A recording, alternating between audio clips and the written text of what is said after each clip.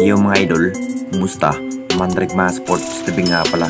Ating pag-usapan, Barangay Nibra, jackpot sa bagong big man at Jimmy Malonzo makakabalik pa nga ba sa kupunan ng Barangay Nibra. Pero bago nga yan, kung bago pa lang sa aking channel, huwag mong kalimutan subscribe at i-click ang notification bell para like kang updated sa atin dito sa upload pa natin. So pagamat pinagplano na nga rin ng ating Barangay Nibra, huhugot pa ng bagong big man ngayong Philippine Cup mga idol, dahil na parang kulang ang naging big man ng Jinkings, kung saan abala pa rin ang ating Barangay Nibra sa paghahanda ngayong season.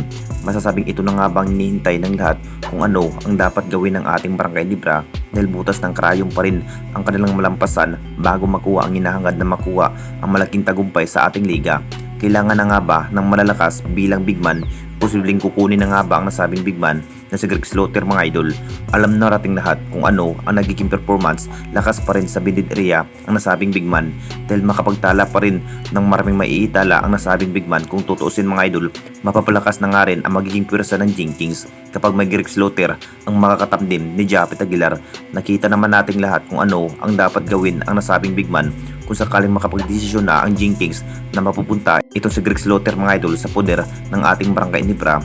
Bagong sistema na naman ang mas kinakailangan ni Coach Tim para mas matibay pa ang maging starting five. Maiiba na nga rin ang naging laro kapag may Greg Slaughter ng Barangay Nibra.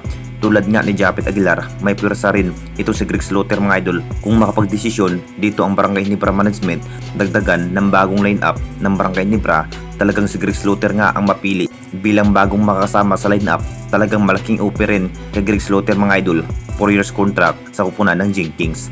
At dito na naman tayo sa isa pa nating balita, Jimmy Malonzo makakabalik pa nga ba sa kupunan ng Barangay Nibra? Alam na nating lahat, dumating na nga rin sa practice ang ating national team na Gilas Pilipinas, na parang abala pa rin ang Gilas Pilipinas sa paghahanda sa kanilang paparating na laban ngayong November 28. Kasama pa rin sa lineup itong high flying forward na si Jimmy Malonzo mga idol. Matapos sa kanilang ensayo, talagang may matinding inamin na nga rin ito si Jimmy Malonzo kung ang plano pa nga ba, kung babalik pa nga ba sa upunan ng ating Barangay Nibra matapos lilipat sa ibang liga. Masasabing ito na rin ang hinihintay ng Nibra Management kung ano ang magiging desisyon ni Jimmy Malonzo kung babalik pa nga ba sa kampo ng ating Barangay Nibra, na parang kulang na kulang nga ang energetic na player ang ating Jinkings, kung bakit interesado pa rin kay Jimmy Malonzo sa naging bawat performance ni Jimmy Malonzo mga idol. Big factor pa rin ang kanyang outside shooting, kung bakit na parang napapalakas nga ang nagiging lineup at roster kapag may Jimmy Malonzo ang makakatamdim ng ating Barangay Nibra.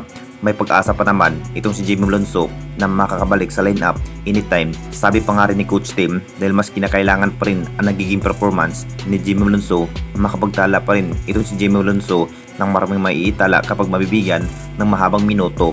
Anong masasabi ninyo mga idol tungkol sa ating video?